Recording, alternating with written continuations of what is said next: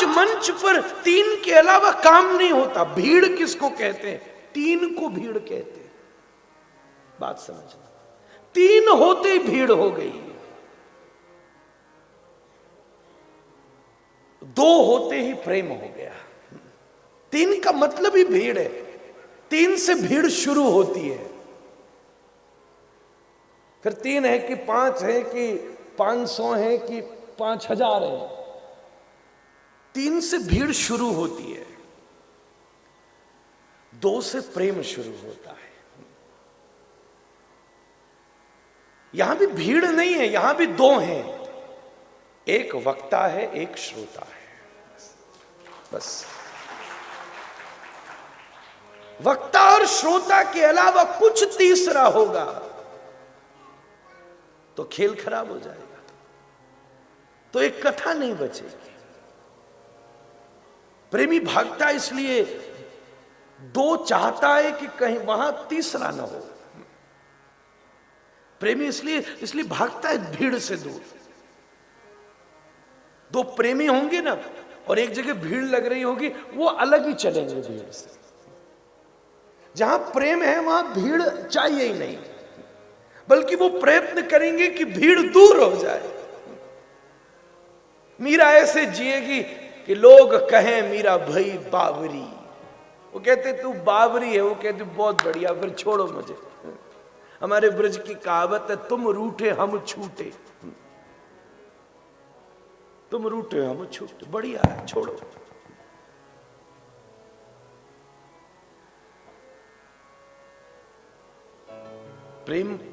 प्रेम मंच कौन सा है? जहां 2 चाहिए, आप हो और आपका प्रेमी हो, उसी के मन पर, उसी से सब हो, फिर तीसरा नहीं चाहिए। कामी को सदैव तीसरा चाहिए होता है, इसलिए वो हर देवता के चरणों में झुकाता है।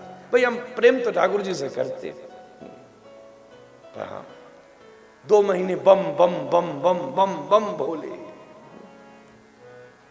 पर फिर 2 महीने बाद पता चला जय हनुमान ज्ञान गुण सागर जय कपीस तियों लोक। हमने ये क्या हुआ? बोले महाराज बहुत पानी चढ़ा दिया, एक लॉटरी नहीं लगी। इनको ट्राई कर रहा हूं। 2 महीने बाद या देवी सर्वभूतेषु, अब इनको ट्राई कर रहा हूं।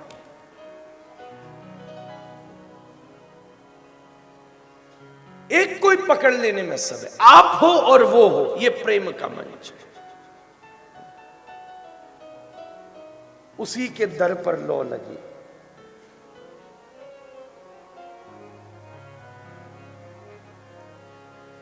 मुझे 1-2 लाइनें बड़ी पसंद हैं, अभी याद आई है।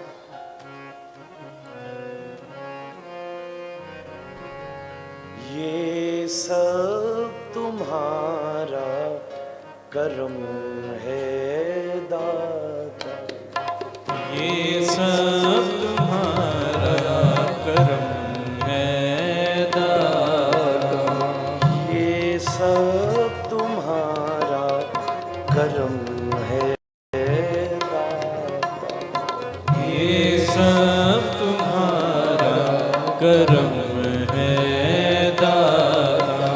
की बात अब तक बनी हुई है, के बात अब तक बनी हुई है, ये सब तुम्हारा कर्म है दाता, ये सब तुम्हारा कर्म है दाता। किसी का एहसान क्यों उठाएं, किसी को हालात क्यों बताएं, तुम ही से मांगेंगे तुम ही दोगे, तुम्हारे दर पर लौ लगी है। ये सब तुम्हारा कर्म है दाता, के बात अब तक बनी हुई है, ये सब तुम्हारा कर्म है दाता।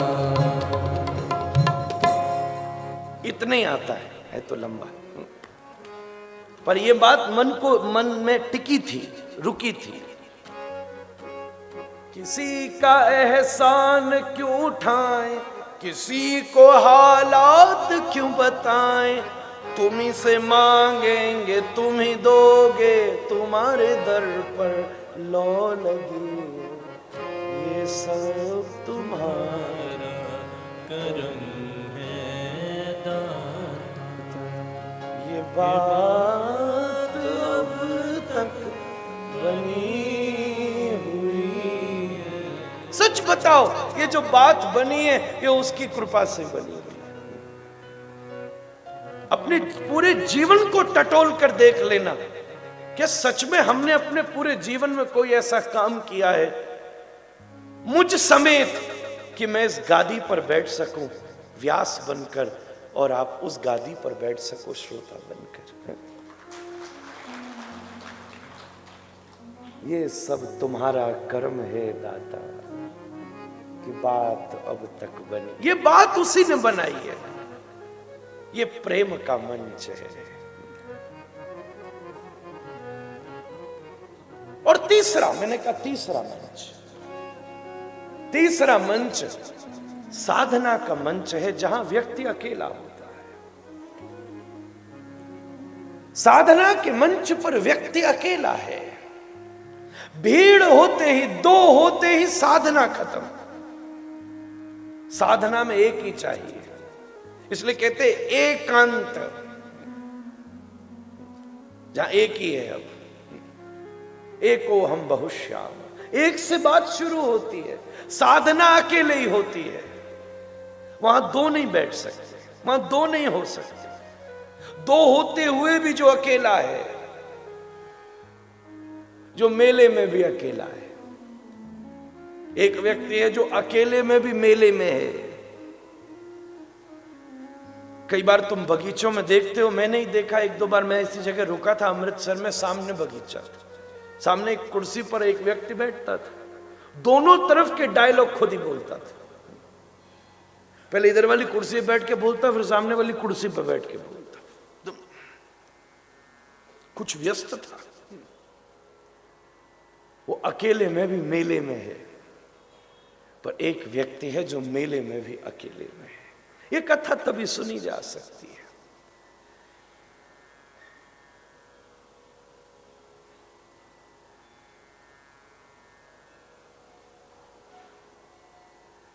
एक साधक, एक वक्ता को दो मंचों को ही स्वीकार करना चाहिए। वो राजमंच तक नहीं जा सकता। जिस क्षण वो भीड़ पर फंसा, उस क्षण उसका वक्तृत्व नष्ट हो जाएगा। एक बैठे वो साधना के मंच पर जहां इकट्ठा करिए, और दूसरा बैठे वो प्रेम के मंच पर जहां बिखेर दे, जहां बिखेर दे। ये बात दो ही को समझ आई, बहुत बढ़िया। मुझे भी तो पता चले कितनों को समझ आई। बात बड़ी कर रही थी, हमारे यहां कहते कर रही थी, वैसे मतलब गहरी थी। मैं दो ही जगह बैठूं, आप दो ही जगह बैठो। कहना अगर प्रेम का उद्गार है ना, सच कहूं, कहना अगर प्रेम का उद्गार है ना, तो सुन लेना उससे भी बड़े प्रेम का उद्गार है। वक्तव्य से ज्यादा श्रवण कठिन है। शेक्सपियर लिखता है, इस दुनिया में सबसे कठिन काम है किसी को सुनना। कहने को पूरी दुनिया तैयार है। एक व्यक्ति मुझसे कहता था, मैं 5 मिनट से ज्यादा कहीं रुक ही नहीं सकता। मैंने उसको माइक पकड़ाया, वो 5 घंटे से पहले नहीं उठा। मैं या किसी को भी पकड़ा दूंगा तो बड़ा आनंद आता है जब अपनी आवाज जोर से सुनाई देती है ना। इसका भी एक नशा है। हम और आप दो ही मंच पर बैठे। जब जीव साधना करता है, जब जीव अध्ययन करता है, तब वो साधना के मंच पे होता है। ये व्यास गादी क्या है? ये प्रेम का मंच है। एक तरफ से प्रेम का उद्गार है, मैं कहकर उससे अपना प्रेम जता रहा हूं, आप सुनकर उससे अपना प्रेम जता रहे हैं। इस बात, ये जो घटना घट रही है ना 3 दिन, ये इसके मायने क्या है? मेरी सुई वहां अटक गई है, केंद्र में वो बैठा है, मैं कहकर उस पर अपना प्रेम उड़ेल रहा हूं, आप सुनकर अपना प्रेम उड़ेल रहे हैं। इसलिए कथा साधन नहीं है, साध्य विषय है। कृति साध्य भवेत् साध, भावा साधना विधौ, नित्य शुद्धस्य भावस्य प्राकट्यम हृदि साध्यतः।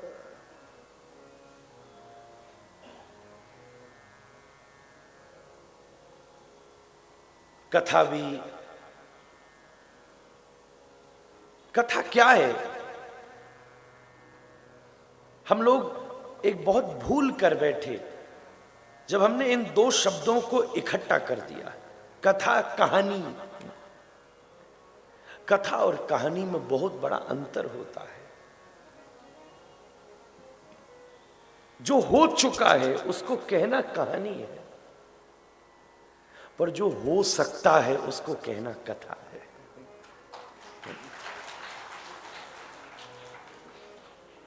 मीरा कृष्ण से मिली, बात यहां तक खत्म होती तो वो कहानी होती, पर मीरा की तरह तुम भी कृष्ण से मिल सकते हो, इसलिए कथा है। मैं आज सुबह से ये सोच रहा था, मेरा चिंतन के घोड़े दौड़ रहे थे। जो किसी के साथ हो चुका, बस ये बता देना कहानी है। आप स्वतंत्र हैं अपना इस पर मत व्यक्त करने के लिए, आप स्वतंत्र हैं, राजी हो इसके प्रति गैर राजी हो। मैं या इस अनुभव तक अभी पहुंचा, मैं इसके भेद में यहां तक पहुंचा। किसी के बारे में कुछ हो चुका है, मात्र ये बताना कहानी है, पर वही वस्तु, वही अनुभव, वही घटना, वही लीला तुम्हारे साथ घट जाए, तुम अपने साथ घटने की प्रतीक्षा करने लगो, ये संभावनाएं बन जाए कि वो तुम्हारे साथ भी हो जाए। तुम्हारा मन कह बैठे तेरे संग में रहेंगे राधा रमण लाल। अभी नहीं गाऊंगा, बहुत गा लिया। आप, मुझे मालूम है आप सब शौकीन हो, मैं बस 2 लफ्ज कहता हूं और इस पर तालियां बजने लगती।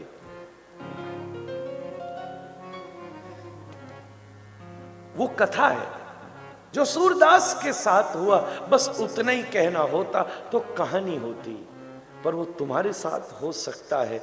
जब ये आएगा जहन में तो ये कथा है। इसलिए कहते भक्तमाल की कथा, भक्तमाल की कथा वो इतिहास की घटना नहीं है जो 500 साल पहले हुई।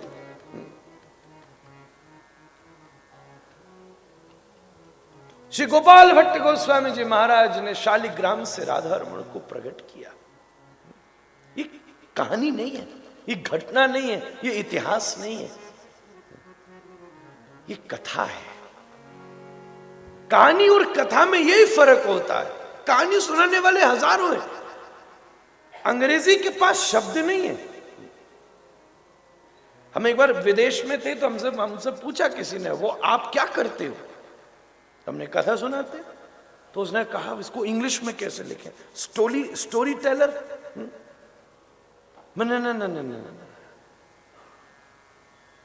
तो बोले आप टीचर हो?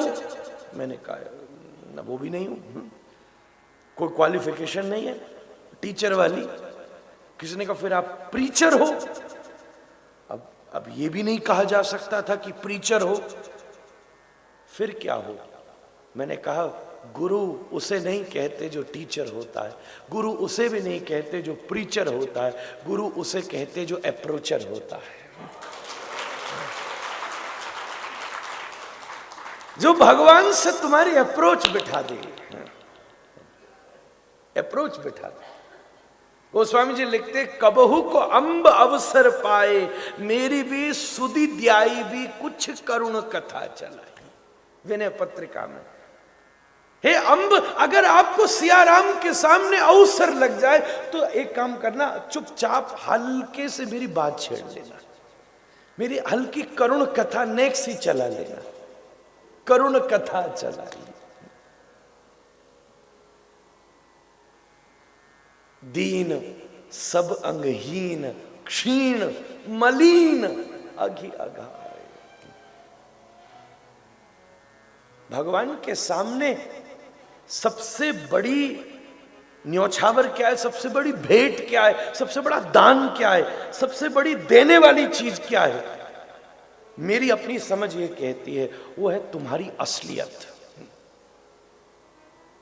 आप उसके सामने सबसे पहले अपनी असलियत दो। अर्जुन कहता है, कार्पण्य दोषो परिहृत स्वभाव। हे कृष्ण, मैं कायर हो गया। अर्जुन के लिए कहना सहज नहीं है, वो जिसके गांडीव के प्रत्वंजा का स्पंदन पूरे देवलोक को हिला दे, वो जिसने बृहन्नला बनकर अकेले संपूर्ण कौरवों को पराजित किया हो, वो आज युद्ध के मैदान में हाथ जोड़कर कहता है, कन्हैया मैं कायर हो गया। मौसम कौन अधम खलु पापी, दीन सब अंगहीन। किसी पत्नी का अगर अपने पति के सामने दुपट्टा नीचे भी गिर गया तो कौन सी बड़ी बात हो गई? अगर तुम्हारी असलियत राधा रमण के सामने खुल भी गई तो कौन सी बड़ी बात है? कौन सी बड़ी बात? सबसे बड़ा निवेदन है तुम्हारी असलियत। गोस्वामी जी कहते, दीन सब अंगहीन, क्षीण मलिन अघि अघाय। सुनत राम कृपाल के, मेरी बिगड़ी हो बन जाए। अगर राम के कान में नेक मेरी आवाज चली गई तो मेरी बिगड़ी बन जाएगी। जो अप्रोच बिठाते,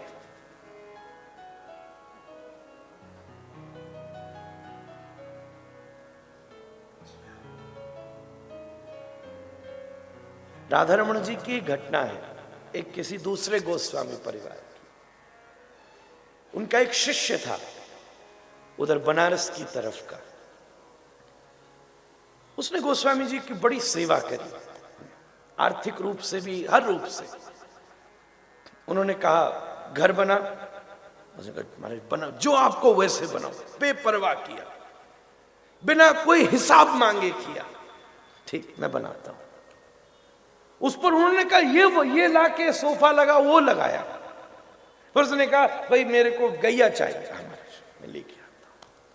अब बोले, भाई गैया का सेवक भी ला, वो सेवक भी ले आया। फिर उनकी कन्या का विवाह होना था, बोले कुछ कर, बोले पूरा मैं करूंगा। अब देखो, कोई व्यक्ति कुछ भी काम अति करे तो शंका तो होती है। सेवा भी अगर कोई अति कर रहा हो तो प्रश्न उठाएगा, यार माजरा क्या है? आदमी पहचान नहीं पाता ये बात। अति सेवा कमाल हो गया।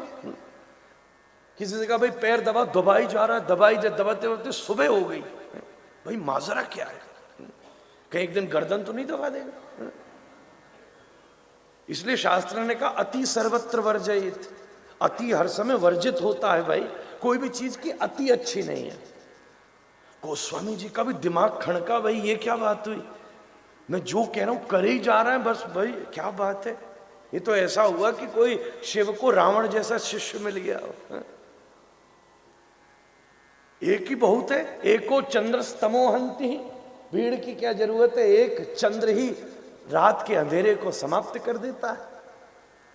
कमाल हो गया। हमारे राधारमण मंदिर में ये पद्धति है कि गोस्वामियों की सेवा आती है, वो 2.5 वर्ष बाद आती है। 2.5 वर्ष का क्रम होता है। 2.5 वर्ष बहुत लंबा समय होता है। हम अभी जनवरी में करके चुके, अब बाद में आएगी, अब 20 में जाके आएगी। जो बड़ी मुख्य सेवा होती है। करे जाए, कन्या का विवाह किया, एक लाके बच्चे के मन में भाव आया, अब डिमांड बढ़ती जाती है, पूरी हो तो अरे बड़ा अच्छा हो, गाड़ी हो, हाँ कौन सी, ये वाले लेके आया, चाहे जैसे लाए, जमीन बेची, जो किया लेकर आया। पर जो मैं अब कहने वाला हूं ना, वो बात आपको मजा दे देगी। गोस्वामी जी ने एक दिन रोक के उससे पूछा, मैं नाम नहीं लूंगा, मेरे परिचित ही हैं, उनके पिताजी की घटना है, वो नहीं रहे अब। तो बोले मैं तो कथा करना भी नहीं जानता, मैं कोई उपदेशक भी नहीं हूं, सीधा सीधा जो ठाकुर जी की सेवा है बस वो मुझे करनी आती है, परंपरा से मैंने सीखी है, 2.5 साल बाद जाता हूं, सेवा करता हूं, तुझे मुझ में ऐसा क्या अच्छा लग गया? मुझे तेरा काम करना हो तो बता। उनने कहा स्पष्ट कर लूं, कहीं बाद में पूरा बिल ना भेज दे। कई बार ऐसा होता है, भाई फ्रिज भी ला, भाई गाड़ी भी ला, भाई घर भी बना, क्या पता 2 साल बाद इकट्ठा बिल पहुंचे, तब तो और बेड़ा गर्क। बोले कुछ करना हो, कोई बात हो तो बता। बोले हाँ महाराज, आपको मेरा एक काम करना है। गोस्वामी जी के हाथ पैर कांपन लगे, बोले खेल खराब होने वाला है। उनने पत्नी को इशारा किया, पत्नी ने दोबारा पैकिंग चढ़ाना शुरू कर दिया। फ्रिज की पैकिंग अभी खोली थी, भाई चढ़ाओ, क्या पता पैसे की मांग कर रहा हो, वापस भेजे। बोले बड़ा काम करना है क्या? बोले अभी आपकी सेवा महोत्सव आने वाला है ना। बोले हाँ। बोले बस एक काम करना, अंदर जाओ तो राधा रमण के कान में मेरा नाम ले देना, बस एक बार बस नाम ले देना। कबहु तो दीन दयाल के भनक पड़ेगी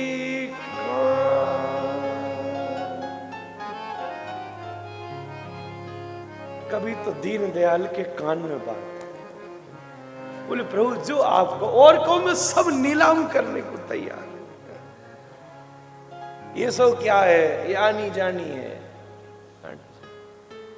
हानि लाभ जीवन मरण यश अपयश विद्या, सब आनी जानी है। आज गई कल आई, कल गई कल आई। पर हाँ मैं ये कोशिश कर रहा हूं कि सेवा में बस अगर आपको मेरी याद आ गई, कबहू को अम्ब अवसर पाए मेरी भी सुधि दियाई भी। सुधि दियाई भी का अर्थ यहां है स्वाभाविक याद। किसी आचार्य की सेवा करनी हो, किसी वैष्णव की सेवा करनी हो, तो वो कितनी हो? हमसे किसी ने पूछा कितनी हो? बोले बस इतनी हो कि जब वो भजन कर रहा हो ना, तो उसके ध्यान में अगर एक बार भी तुम आ गए ना, पूरा मनुष्य जीवन सफल हो गया।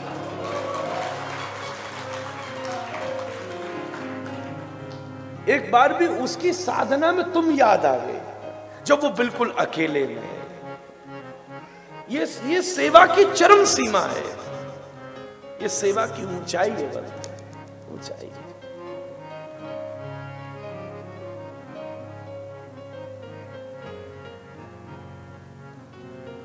जो अब ये जो मैंने आपको सुनाया ना, ये कहानी नहीं थी, ये कथा थी। मैं यही कहना चाहता था, क्योंकि ये तुम्हारे साथ भी घट सकता है। तुम भी इसे अपने जीवन में घटा सकते हो।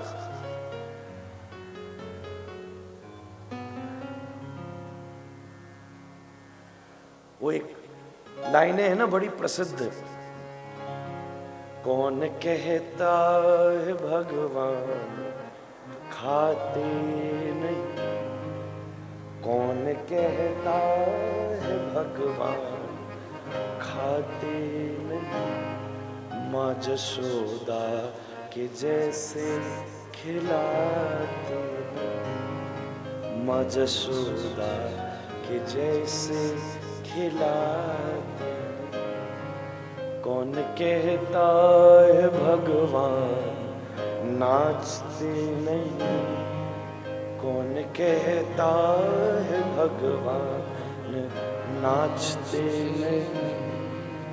रोग बताओ बताओ, कुछ आप भी तो बोलो भाई।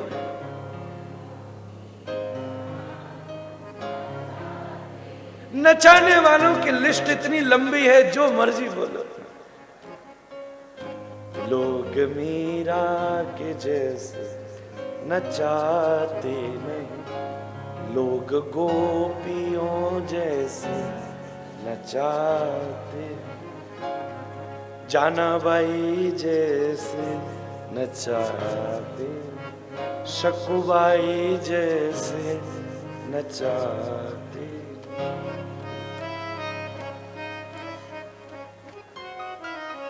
महाराज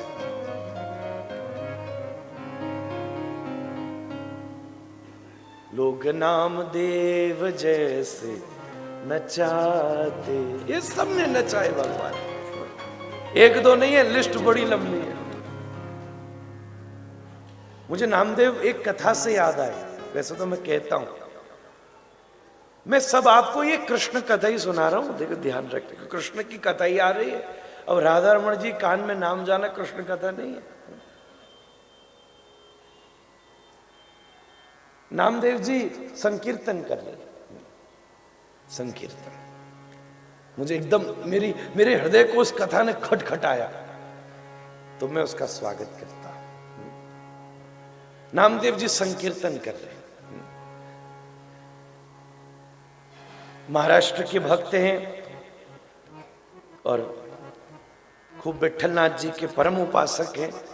पंढरपुर अगर आप जाओ तो विट्ठलनाथ जी की खूब सेवा करते, तो खूब आनंद से कीर्तन कर रहे हैं।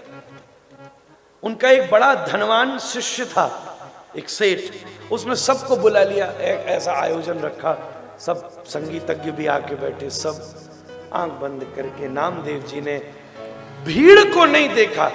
प्रेमी उसी को कहते जो दो को देखता है। भीड़ गायब हो गई, नामदेव ने आंख बंद करी और पंढरीनाथ प्रकट हो गए और गाना शुरू किया। विठ्ठल माजा माजा माजा माजा माजा, विठ्ठल माजा वी विठ्ठला, विठ्ठल माजा माजा माजा माजा माजा, विठ्ठल माजा वी विठ्ठला। ये मराठी शब्द है, इनका मतलब है विठ्ठल मेरा मेरा मेरा मेरा मेरा, और वी विठ्ठलाजा मतलब मैं उनका, वो मेरा मैं उनका। तो जिसका वो है वो झूम के गाए। विठ्ठल माजा माजा माजा माजा माजा, विठ्ठल माजा वी विठ्ठलाजा, विठ्ठल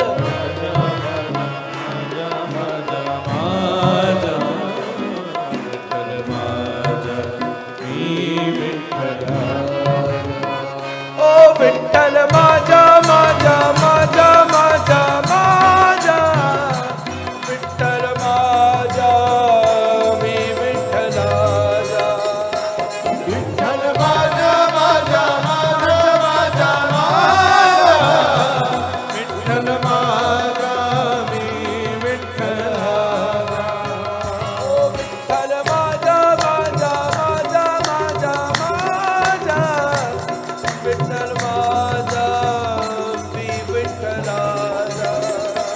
विठ्ठल माजा माजा माजा माजा माजा, विठ्ठल